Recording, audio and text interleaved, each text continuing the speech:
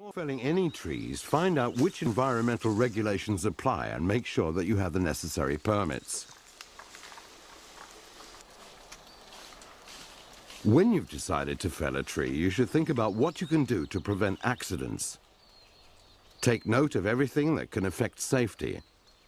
Are there any roads, overhead lines, or buildings nearby? If so, and you're a beginner, you should leave the job to someone with more experience. If you know that people often pass through the area, you should set up warning signs.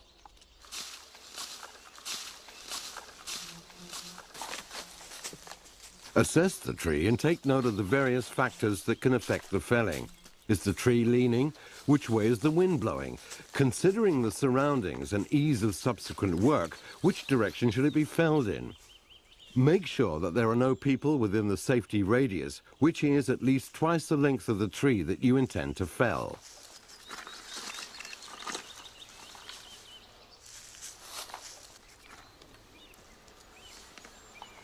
Stand by the tree and decide exactly which direction you want it to fall in.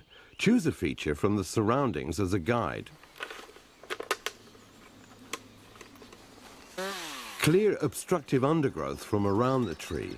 Remove branches and other obstacles on the ground. On both sides of the tree, you should be able to walk unobstructed at an angle away from the falling tree and remain there at a safe distance. The general idea of directional felling is that you first saw a directional notch, which determines which direction the tree will fall. The directional notch can be made in a variety of ways. The one we're showing here is called the open directional notch.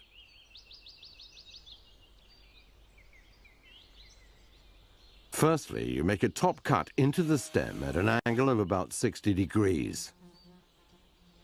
Saw to a depth of about 20 to 25% of the tree's diameter. Then make a horizontal undercut to meet the top cut. Next, you saw a horizontal felling cut slightly above the level of the undercut. It's important that you stop sawing just before you reach the directional notch, leaving what is called a hinge. The hinge guides the tree as it falls. The hinge should be 10% of the tree's diameter, or at least 2 centimeters wide.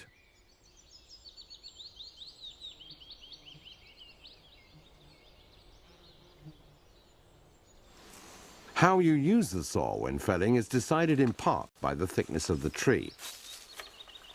First, let's look at what you do when the bar is longer than the diameter of the tree.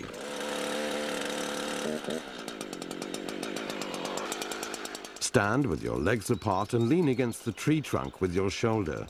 To avoid an unnecessarily high stump, make the directional notch low. Hold the saw at the correct angle and sight towards the physical feature in the surroundings that you selected. It should coincide with the felling sights on the top of the saw.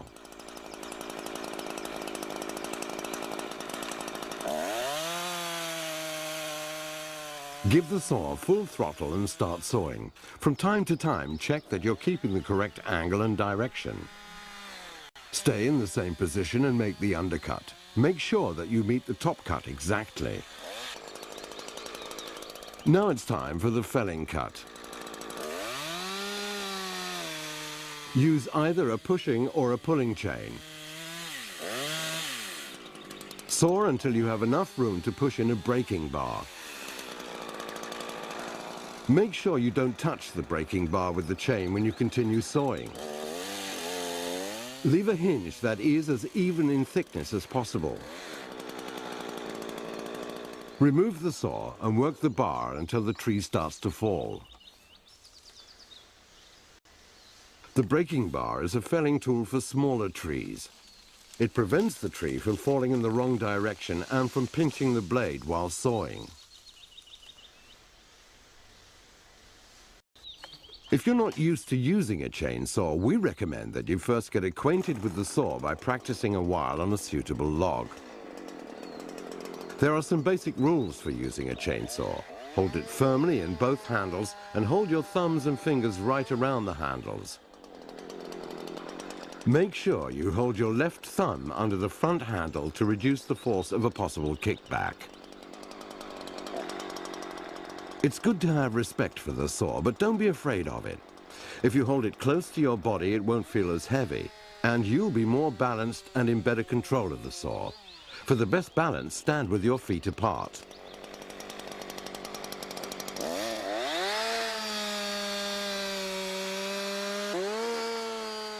You can saw with both the upper and the lower edge of the bar. When using the lower edge, you're sawing with the pulling chain, which means that the chain pulls the saw away from you.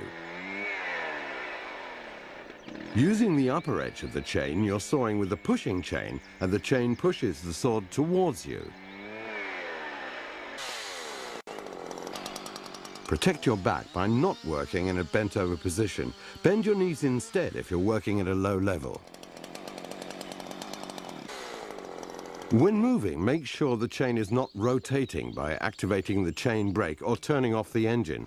For longer distances, of course, use the bar guard. Now let's look at what you do with a larger tree. Just like before, you create a good working environment.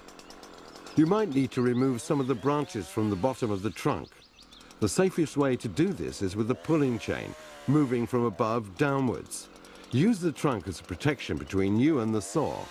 Never prune higher than shoulder height.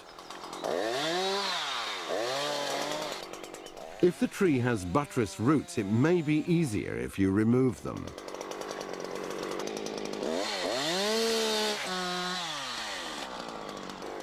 Here, the bar is shorter than the diameter of the trunk, so a slightly more complicated felling technique is required. If you're not particularly experienced, it's wise to have somebody with you who is. As the bar doesn't reach through the trunk, you have to complete the directional notch from the other side. Make sure that the new cuts meet up with the old ones as closely as possible.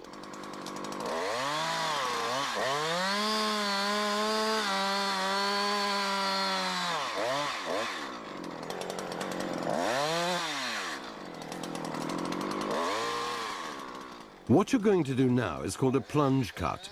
With full throttle, start by inserting the lower part of the bar nose into the trunk, just behind the intended hinge.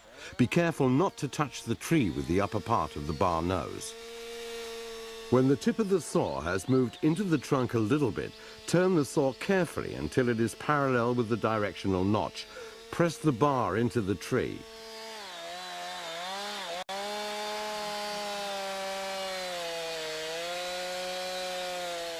Then saw away from the hinge a small distance, approximately the width of the bar. This is to prevent you from sawing into the hinge when you turn the saw around. Saw carefully around the trunk. When you've passed the middle, insert a felling wedge, which is the best tool for felling large trees. Keep sawing until the bar is parallel with the directional notch on the other side.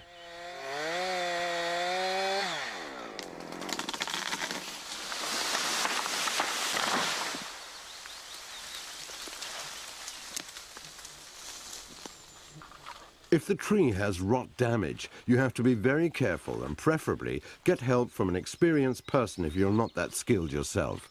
If the trunk looks damaged or abnormal, there may be a rot problem.